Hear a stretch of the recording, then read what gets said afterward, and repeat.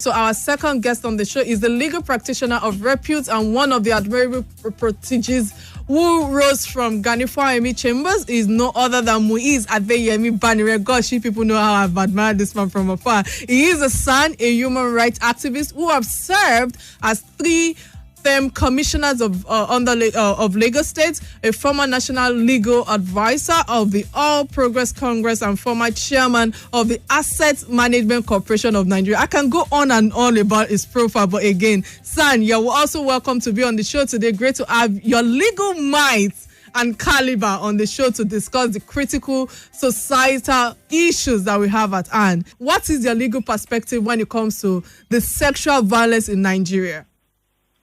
Well, there are enough laws in Nigeria against it, undoubtedly, but just like in a whole lot of other areas in Nigeria, those laws are usually resting in peace on the pages of the law books or the statutes creating them. But when it comes to giving seats or a bite to them, that's where the challenges are usually are. And this has a lot to do. Like a few days ago, I was reading the advocacy, I think, of FIDA, that should be possibly, or the minister I think the minister Pauline, that should be a special call. I do not subscribe to that at all. Thank you so much. What I always deal with it. Where we have the challenge right now is the capacity to prosecute.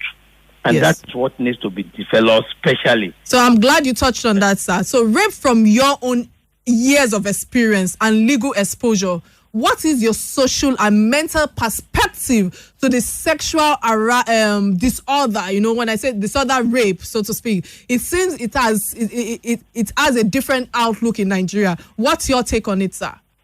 There are so many perceptions of this issue.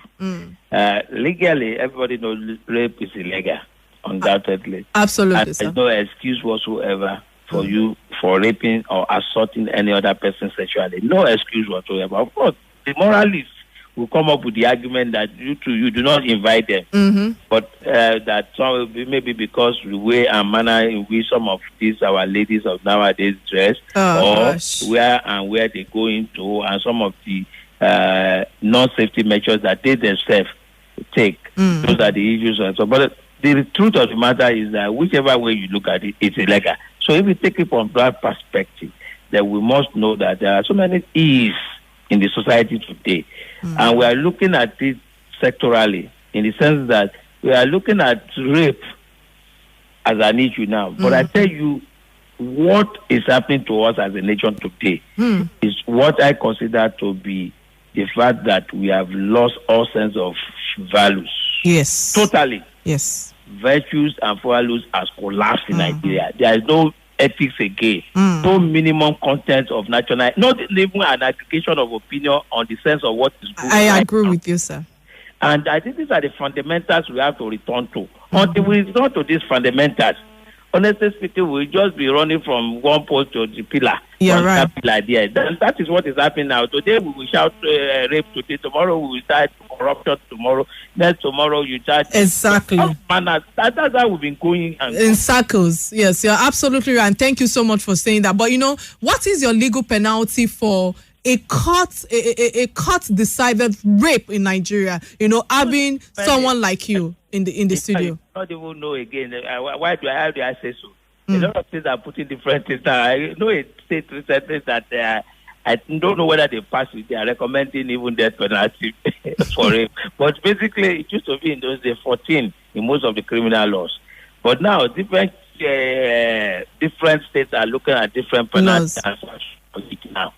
So some people are even advocating seriously and strongly that it must be death penalty. So, sir, are you saying that should the Senate be reviewing the penalty for sexual violence? Well, again, I come back to where I started from. It's not so much about the penalty. It's more of deterrence. Whichever form that is potent to deter people from doing it, and you should adopt that one. In fact, for example, even if you put death penalty there and the prosecution is weak, most people will still continue to escape, and you are not achieving any desired goal. That's number one. Number two, again, is the fact that even at that, who are the people going to effect the arrest? Are they there? Are they available? How many times have you been to? You saw what happened recently when you go to the police station and say somebody raped you. Oh, yes. Arrest. They say, come and mobilize me. And you don't even have the money for the injury, you just suffered. Exactly. So the system and the government that is even help to support you is even the one that will even make you feel. There's a lot of issues you have to address. You're right. Including societal values. Except you do all this one, you are just wasting your time. Thank you so much for saying that, sir. So, sir, listening to you, I can't help but ask this question that just dropped in my head. There are a lot of alarming volume of research on sexual violence, and the backing of it is the alcohol and mental imbalance demonstrated by perpetrators as the cause factor of this. So should we be addressing the mental health generally amongst other factors in the bid to eradication of sexual violence at the moment? Because I know that you've spoken about the values and the likes and all of that is ongoing with our own generation. Honestly, I agree with you on that proposition. Just last week, I normally write on Twitter every Sunday on a leadership series in which I alluded to this particular issue. And it goes beyond even rape alone. Let me tell you, look at the trend globally, not even in Nigeria, about cases of rape and domestic violence now during COVID. It has gone up astronomically and it's expected. It's only in Nigeria, in what I wrote on Saturday or Sunday, that we have not been addressing at all. We are just talking about isolation, all this one. People that you have caged, human beings are not meant to be caged. And once you cage one or two people within a particular enclosure, I tell you for free, before you know it, tension starts rising. Because they are not meant to be so. And before you know it, if it's one person for a long time, he starts developing mental symptoms. And there's nobody addressing it.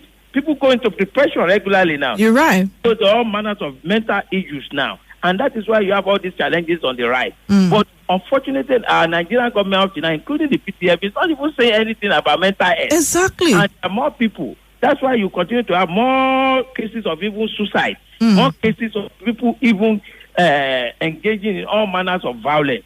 Because the product of the lockdown itself is that it has its own potential that are unique in terms of mental health. You're absolutely right, sir.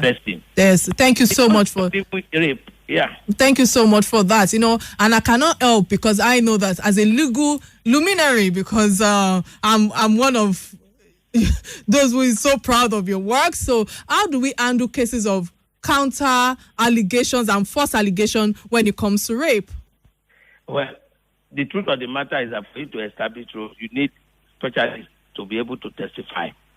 So easily you can deal with it from the medical perspective. Easily. There will be a specialist who examined you when the person raped you, and he will give evidence. Finish. It will distinguish between what is false and what is true. It's as simple as that. So when you talk about medical aspects, we've seen for a son like you, all you people rely on are facts. In situations like that, what will happen to such a person? No, normally, you see, let me tell you, if, for example, you go to the police station today, somebody raped me, the first thing the police must do, among others, which is even fundamental, is that they give you a form to be examined by a medical practitioner. The medical practitioner examines you and come up with his report as to whether truly you have been tampered with or not in terms of assault, sexual assault.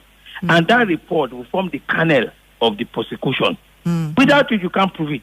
Thank you so much for that. I think this might be my last question to you, and I would appreciate if you can just go straight to the point, because I know that this question I might have to ask. I have to ask you. Our society condones too much of female gender the disagreement or disregard.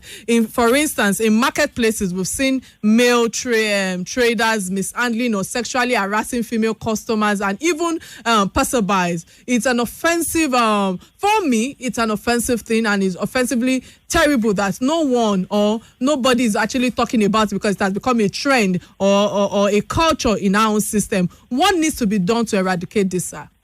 It's simple. It's a function it's a product of ignorance. Yes, sir. We have to educate the reoriented people about all these issues. If you don't educate them, then they think it is something that is normal. The same way I told you that there's no sense of right and wrong when the president will tell you there is a difference between stealing and corruption.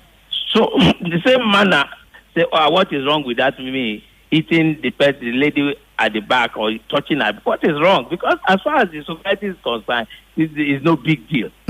Perhaps we all know it's a big deal. So somebody somewhere needs to let them know in the first time by way of education and enlightenment. And beyond that, some people must be used as scapegoat in order to stop others from going ahead with that kind of practice. Thank you so much, my son. It has been a wonderful opportunity to showcase you on the show today, lending your own voice against the social epidemic, if I must use. I think that's the word I must use right now. We are grateful for your contribution on this topic, and you have served as a public servant, a human rights activist, and a catalyst for societal development. I say again, thank you so much for your quota of contribution to the society, especially Lagos State as well. I really appreciate all the things you've been doing. Thank you so much for joining me today on the show today. Thank you. I appreciate it. All right, sir. So, because of time, our parting message courtesy of Omoluabe today is that for our listeners, sexual aggression, rape, and other sexual vices are forms of criminal offenses in our society. So let's try and enforce it and educate ourselves. Till we meet again next week, let's remain real to our conscience and true to humanity. My name remains Kike Lomatondao, and you have been on Real Talk with Kike. Stay safe and stay vigilant. Bye now.